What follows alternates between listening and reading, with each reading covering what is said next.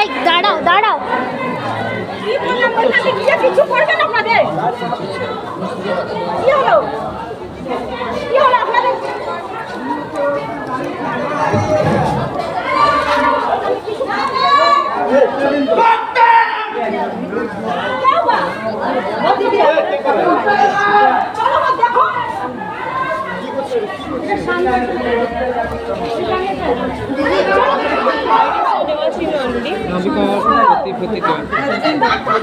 अरे दीदी আপনারা আমার পিছনে আসুন না, खाली गोलते बिल्कुल पहले जब किए थे तब ठीक था ना? नहीं, अभी आप जब देखा थे सुबह, जब लेकर आए तब आप देखे थे ना मेरे बच्चा को? मैं नहीं, सुबह नहीं था। अरे सुबह का दोपहर को ना पेशेंट तो बताया गया था, क्या बताया गया था? तो आप लोग क्या बोले इलाज करेंगे? आप इलाज तो चल रहा है। नाभी कुमार कौन है? दीदी नाभी कुमार कौन है? नाभी कुमार कौन है? नवीन उसका पति है। जानते हैं? पति है। हमारे ऊपर से जानते हैं। वो खंडा चार है, खंडा पार है, खंडा पार। ए, এবার কেন না? চলো। কখন ঘটনা ঘটে, কি হয়েছিল? এক্স্যাক্টলি দেখুন, ওই সিচুয়েশনের টাইমটা বলা সম্ভব না। মোটামুটি আমরা সবকিছু শুরু করে দিয়েছি যে যখন পেশেন্ট কোল্যাপস করছে, যেটাকে বলি ভাইটাল আনস্টেবল থেকে, তখন মোটামুটি স্টার্ট হয়ে গিয়েছে এবং সেই মুহূর্তেও পেশেন্ট কন্টিনিউয়াসলি ভার্বালি অ্যাবিউজ তো করেইছে, সেটা তো আলাদা ব্যাপার। তারপরে যখন প্রত্যেকটা মুহূর্তে পেশেন্ট খারাপ হতে শুরু করছে, আমি আমার সাথে যারা আমার যারা ইন্টার্ন ছিল তারা প্রত্যেককে মানে ফিজিক্যালি ধাক্কা দেওয়া হয়েছে। আমার কলিগ তাকে তো লিটারালি একদম পুরো গলা দিয়ে ধাক্কা মেরে দেওয়া হয়েছে, সেও যখন আসে হেল্পের জন্য। তারপরে আমরা যখন ইভেন অনকল রুমে যখন চলে যাই, অনকল রুমে একজন মেল পিজিটি গিয়ে আমাদের প্রত্যেকে ফিমেল অনকল রুমে গিয়ে হাত ধরে টেনে আমাদেরকে পালাচ্ছিস কোথায়, patient party, male patient party একজন। আর ইভেন ওই অন ডিউটি রুমের মধ্যে তো আলাদাই কেওস হয়েছে, বোতল ছোড়াছুড়ি থেকে। মেল পেশেন্ট পার্টি কি বলেছিল? মেল পেশেন্ট পার্টি কি বলেছে? পালাচ্ছিস কোথায়, এখানে সিপিআর স্টপ করলে আর্জিকর হয়ে যাবে, তোদেরও শ্বাস নিয়ে নেওয়া হবে, এসব প্রচুর মানে আরো অনেক কি আর্জিকর করে দেবে বলছে, কি বলেছে? হাই রিস্ক কনসেন্ট সাইন করানো হয়, যে ওনাকে জানিয়ে দেওয়া হয়েছে যে ওষুধ দিয়ে কি কি ইমপ্রুভমেন্ট এক্সপেক্ট করতে পারি, আর খুব কম ঘটনা হলেও, খুব কম চান্স হলেও কি কি ব্যাড আউটকাম, যেটাকে গার্ডেড প্রগনোসিস বলি আমরা, সেটাকে আমরা কি কি এক্সপেক্ট করতে পারি। যেই যে গত প্রায় 1.5 মাসের উপর হয়ে গেল, এই যে সিকিউরিটি কথাটা বলা হচ্ছে, সেই ব্রিজটা, এই যে বারবার সুপ্রিম কোর্টে এটা নিয়ে বারবার ডিসকাশন হচ্ছে, বাড়ানো হবে, সিসিটিভি বাড়ানো হবে, সিকিউরিটি গার্ড দেওয়া হচ্ছে। এই যে এই কথাটা বারবার বলা হচ্ছে যে জুনিয়র ডাক্তারদের কাজ করার জন্য পরিবেশটা তৈরি করা হচ্ছে, যে কাজ করতে গিয়ে তাদের যাতে কোনো ক্ষতি না হয়, ফিজিক্যাল ক্ষতি না হয়। কজন আহত হয়েছে এই ঘটনায়? আমার কথাটা পুরো শুনে নিন। এবার এই যে জিনিসটা, এটা ব্রিচ হয় একদম প্রথম থেকে। কারণ একটা জেনারেল ওয়ার্ডে একটা পেশেন্ট যখন ভর্তি হয়, নিয়ম অনুযায়ী বাড়ির লোক তো কারুর থাকার কথা না সেখানে ভেতরে, যখন চিকিৎসা চলছে। ওখানে কমসে কম 6 থেকে 7 জন অলরেডি ছিল, তাদেরকে ওয়ার্ড থেকে আমরা বের করতে পারছি না কিছুতেই বলে। এবার 5টা থেকে 5:15টার মধ্যে এই সময়কার নাগাদ পেশেন্ট ডিটোরিয়েট করে, পেশেন্টের ভাইটালস, পেশেন্টের ব্লাড প্রেশার, পেশেন্টের পালস অক্সিমিটার, অক্সিজেন লেভেল, এগুলো ডিটোরিয়েট করে। দিয়ে যথারীতি আগেন একটা ডিটোরিয়েটিং পেশেন্ট, একটা ক্রিটিক্যাল পেশেন্টকে কীভাবে ওয়ার্ডে যতটা ম্যানেজ করা যায় সেই ম্যানেজমেন্টটা চালু হয়। সাথে সাথে পেশেন্টের জন্য একটা আইসিইউ বেডের জন্য একটা রেফারেল দেওয়া হয়। আনফর্চুনেটলি ওই সময় আমাদের সিসিউতে কোনো বেড ছিল না, ওয়ার্ডে যতটা সম্ভব সেখানে ম্যানেজমেন্ট করে। কিন্তু at around 5:40, 5:30, 5:40 PM patient collapse করে কার্ডিয়াক অ্যারেস্টে চলে যায়। ডাক্তারবাবুরা যিনি ছিলেন, ম্যাডাম ছিলেন, স্যার ছিলেন যিনি, ওনারা সিপিআর স্টার্ট করে। বাই 6 PM সিপিআর দিয়েও, 20 মিনিটের বেশি সিপিআর দিয়েও কিন্তু পেশেন্ট ফেরানো যায় না। কিন্তু দিস ইজ আ ক্রাইটেরিয়া যে এখানে এক্সামিনেশন করে, 2 জন ডাক্তার এক্সামিনেশন করে ডেট ডিক্লেয়ার করে। কিন্তু এমন হুমকি শুনতে হয় তখন যে সিপিআর ছাড়লে আরজিকর করে দেবো। কারা বলেছে? বাড়ির লোক যিনি ছিল, পেশেন্ট কি বলেছে? সিপিআর ছাড়লে আরজিকর করে দেবো। পেশেন্ট পার্টি যে অভিযোগ করছে যে ওদের পেশেন্টের ঠিকমতো চিকিৎসা হয়নি, যার জন্য আজকে মৃত্যু হয়েছে পেশেন্টের। এবার তারপরে সিপিআর তো ছাড়তে দিচ্ছে না, তখন একটা 20-25 জনের মব জড়িত হয় এই স্পেসিফিক পেশেন্টের বাড়ির লোক, পাড়া প্রতিবেশী, ওই ফিমেল ওয়ার্ড দিয়ে লিটারালি ধাক্কাধুক্কি, গালাগালাজ, মানে আর কিছু হলেও শুধু ওই মারাটাই বাকি ছিল। কলার ধরে টানা, হাত ধরে টানা, মেয়ে ছেলে সব। এর মধ্যে কি হয়েছে, 20-25 জন ঢোকার পরও সিকিউরিটির কোনো তনখ হচ্ছে না। সিকিউরিটি কোথায়, সেই পুলিশ কোথায়, সেই কমান্ডো কোথায় যারা আমাদেরকে বাঁচানোর জন্য। এবার এর মধ্যে যখন আমাদের যিনি মেয়ে ডাক্তাররা, আমাদের ফিমেল কলিগরা যারা ছিল, তারা ভয় পেয়ে যখন সিকিউরিটি গার্ডের যে মহিলা সিকিউরিটি গার্ড তাদের পেছনে গিয়ে দাঁড়িয়ে যায়, আসো, যখন দেখছে যে এরা প্রচন্ড বেশি ভাইলেন্ট হয়ে গেছে, প্রচন্ড বেশি উত্তেজিত হয়ে গেছে, তখন এরা পাশের আমাদের ফিমেল মেডিসিনে দুখানা ওয়ার্ড আছে, একটা ফ্লোরের মাঝখানে আছে, একটা ফ্লোরের কোনায় আছে। যেটা ফ্লোরের কোনায় আছে ওয়ার্ডটা, ওটার সাথে ফিমেলদের ডিউটি রুম আছে। এই আমাদের 2 জন ইন্টার্ন আর একজন পিজিটি, এরা গিয়ে ওই ঘরটায় ঢুকে যায়, 3 জনই মেয়ে। এই পেশেন্ট পার্টির মধ্যে একটা মেল পেশেন্ট পার্টি, একটা পুরুষ, এদেরকে জোর করে ঘরে ঢোকে, হাত ধরে টানে আর বলে যাচ্ছিস কোথায় আইসিপিআর। এই হয়েছে আজকে ঘটনা। কেন হলো এই ঘটনা? এই ঘটনা দেখুন দুটো পার্সপেক্টিভ। একটা বাড়ির যখন 29 বছরের মহিলা মারা যায়, যখন একটা বাড়ির 29 বছরের একটা ফ্যামিলি মেম্বার মারা গেছে, দুঃখ হওয়াটা স্বাভাবিক। আমরাও বুঝি এই ব্যাপারটা, বছর পর বছর যখন এই কাজটা করছি, এই দুঃখটা, এই রিয়াকশনটা আমরাও বুঝি। আমাদের চেয়ে বেশি এই ব্যাপারটা কেউ বোঝে না। ট্রিটমেন্টে গাফিলতি হয়েছে বা ওনারা যাই অভিযোগ করুন, অভিযোগ থাকতেই পারে একটা মানুষের, কিন্তু একটা অভিযোগের জন্য একটা অন ডিউটি ডাক্তারের গায়ে হাত তোলা যাবে না। এইটা ঘটনাটা কেন ঘটলো, এই জন্যই বারবার এই নিয়মটা বলা যে একটা পেশেন্ট যখন ভর্তি হচ্ছে, বাড়ির লোকের 2 জনের বেশি অ্যালাউ যাতে না করা হয়। এই জিনিসটা আমরা বারবার আমাদের প্রশাসনের কাছে, আমাদের হসপিটাল অ্যাডমিনিস্ট্রেশনের কাছে তুলেছি ঘটনাটা।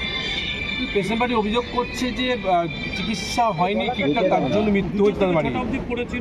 এই ব্যাপারে কি বলবেন? এই ব্যাপারে আমি এটা বলবো যে যদি একটা এখানে আবার দুটো পার্সপেক্টিভ, আগে আমাদেরটা বলে দিই, তারপরে আমি পেশেন্ট পার্টিকে অ্যাড্রেস করবো। যে বারবার যে কথাটা বলা হয় যে 2 জনের বেশি উঠতে দেবেন না, কারণ যেখানে একটা 15 থেকে 20 জনের ভিড় জমা হবে, সেখানে এরকম সিচুয়েশন তৈরি হবে। এই যে সুপ্রিম কোর্টে দাবি জানাচ্ছে যে আমরা সিকিউরিটিতে কাজ করছি, আমরা যখন ইন্টারনাল মিটিং করি আমাদের জানায় যে আমরা সিকিউরিটিতে কাজ করছি, আমরা সিকিউরিটি দিয়েছি। সেই সিকিউরিটিটা কোথায় ছিল যখন 15 থেকে 20 জনের ঘরে ঢোকাটা বড় ব্যাপার নয়, ব্যাপারটা হচ্ছে নিচ থেকে উঠলে কি করে 15 থেকে 20 জন একসাথে। নিরাপদে খরচ ছিল মানে এই যে সিকিউরিটি ব্রিজটা হলো, এই যে সিকিউরিটি লাইন দিয়ে লাগানো, নিচে একবার স্ক্রিনিং হবে, ওপরে ওয়ার্ডে ওঠার আগে একবার স্ক্রিনিং হবে, এমার্জেন্সি গেট দিয়ে ঢুকলে স্ক্রিনিং হবে, এই গেট দিয়ে ঢুকলে স্ক্রিনিং হবে। সেই স্ক্রিনিংটা তাহলে কোথায়? 15-20 জন যখন একটা ওয়ার্ডে একসাথে উঠে যাচ্ছে, তাহলে আপনি বলুন সিকিউরিটিটা পাইলো কোথায়? আর এইটা গেল প্রথম কথা। পুলিশ এসেছিল, কিন্তু পুলিশ যখন এসছে, যদি আমার ফিমেল ডাক্তারের গায়ে হাত পড়েই গেল, আমার মেল পিজিটি যদি ধাক্কাধুক্কি খেয়েই গেল, আমার ইন্টার্নকে দৌড়ে অন্য ঘরে গিয়ে লুকোতেই হলো, তাহলে সে পুলিশ আসুক, আজকে কমান্ডো আসুক, আজকে সিকিউরিটি আসুক, আজকে নিচে ঠাকুর নেমে যাক, তাদের লাভটা কোথায় হচ্ছে আমার? আপনি আমাকে 1500 টাকা পুলিশ দিতে পারেন, কিন্তু যদি আমায় না বাঁচাতে পারেন, তাহলে তো আমি জানি না যে আমার কাছে 2000 টাকা পুলিশ থাকলেও কোনো লাভ আছে। বলছি দাদা, হাসপাতালে তো প্রাইভেট সিকিউরিটি থাকার কথা, সেই সময় কি করছিল তারা? আমি আপনাকে বলছি। আচ্ছা, এই উত্তরটা দেওয়ার আগে আমি এই কথাটা বলে দিই যে একটা পেশেন্ট পার্টির অভিযোগ যে একটা এটা কারা বলেছে? এটা কারা বলেছে? এটা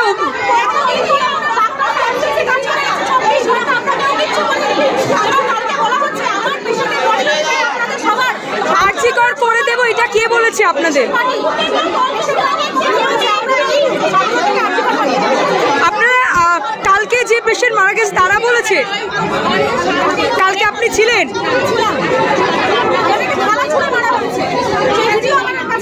কতটা আতঙ্কিত?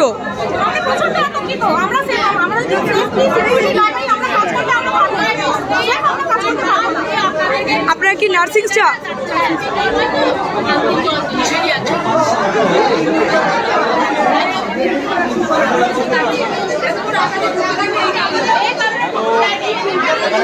যাবে না, বলো, শুনতে পাচ্ছি না কিছু, বলো বলো বলো বলো বলো বলো।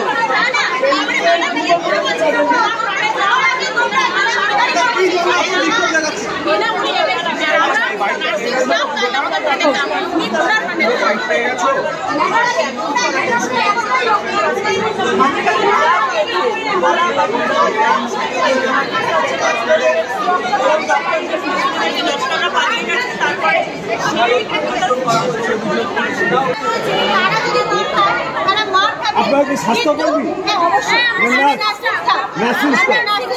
কালকে কি আপনারা ছিলেন? সহকর্মীরা ছিলেন, ঠিক আছে? কতটা আতঙ্কিত?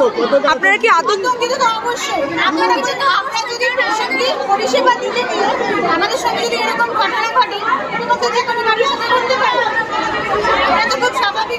বিক্ষোভ জানাচ্ছে, কাকে ক্ষোভ জানাচ্ছে? অবশ্যই আমাদের অথরিটিকে জানাচ্ছি। এই জন্য তো তাদের করাই উচিত। সুপার আমাদের সিকিউরিটি যারা, সিকিউরিটিরা তাদের কোনো স্টেপ নেবার ক্ষমতা নেই। তাদেরকে বলা হচ্ছে তোমরা যদি পেশেন্ট পার্টির কথা বলো, তোমাদের এগেইনস্টে কথা বলা হবে। আমরা এখানে এই মুহূর্তে দেখতে পাচ্ছি যে দত্ত মেডিকেল কলেজ অ্যান্ড হাসপাতালে এখানে হসপিটালের যে ঘটনাগুলি রীতিমতো এখানে আমরা দেখতে পাচ্ছি গতকাল জুনিয়র চিকিৎসকরা তারা কর্মবিরতি ডাক দিয়েছিলেন।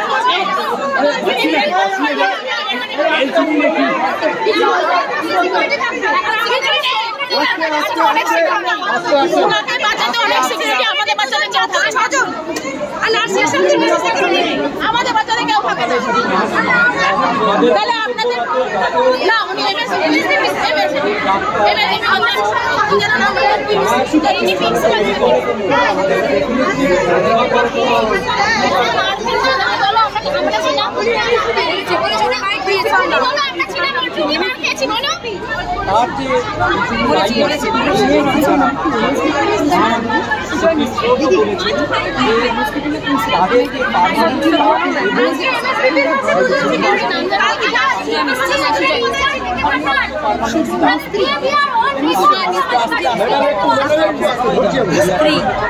মহামান্য চিফ জাস্টিস অফ ইন্ডিয়া কথা বলেছেন, কিন্তু আমাদের সেই সিস্টেমটা এখানে ছিল না। এখানে একটা প্রাইভেট এজেন্সি দিয়ে কি হলো আমার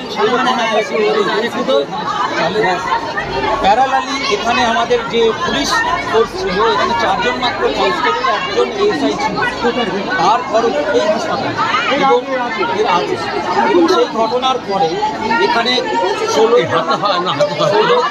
16 আমি দিয়ে দেবো, 4 জন কিন্তু এই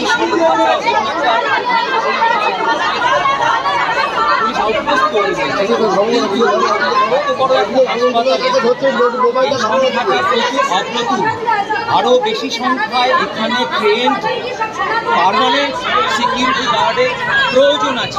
আপনাদের মিডিয়ার পার্মানেন্ট ট্রেন্ড অবশ্যই নয়।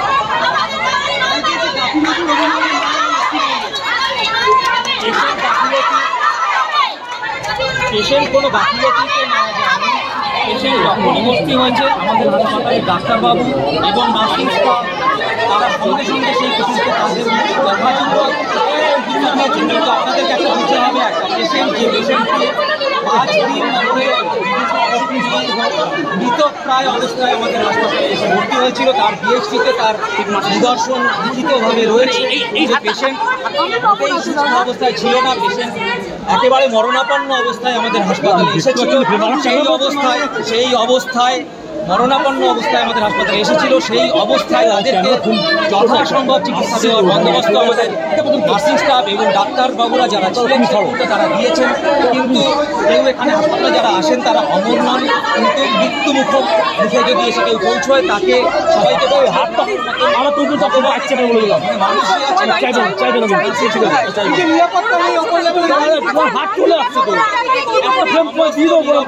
করতে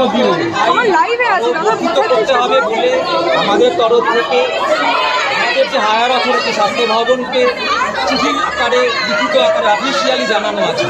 এই যে আরজিকর নিরাপত্তা নিয়ে নার্সিং স্টাফেরা অভিযোগ করছেন। ভীষণ আতঙ্কের এই ঘটনাটা আরজিকরের ঘটনার পরবর্তীতে বহু লোককে বহু জায়গায় এই হুমকি দিতে শোনা যাচ্ছে। এই হুমকি স্বাস্থ্য পরিষেবার জন্য অত্যন্ত খারাপ, স্বাস্থ্য পরিষেবাকে আরও খারাপ দিকে নিয়ে যাবে। তার কারণ চিকিৎসক এবং নার্সিং স্টাফ তারা যদি সুস্থভাবে তাদের কর্মক্ষেত্রে কাজ না করতে পারে, তাদের মাথা শান্ত রেখে যদি না কাজ করতে তাদের দেওয়া হয়, তাহলে পরে তাদেরকে যে অবস্থায় কাজ করতে হয়, যেখানে যে কঠিন অবস্থায় রোগীদেরকে নিয়ে কাজ করতে হয়, সেই কাজ আরও খারাপ হবে। পুলিশ আউটপোস্টের ভূমিকা কি? পুলিশ আউটপোস্ট যা আগে ছিল তার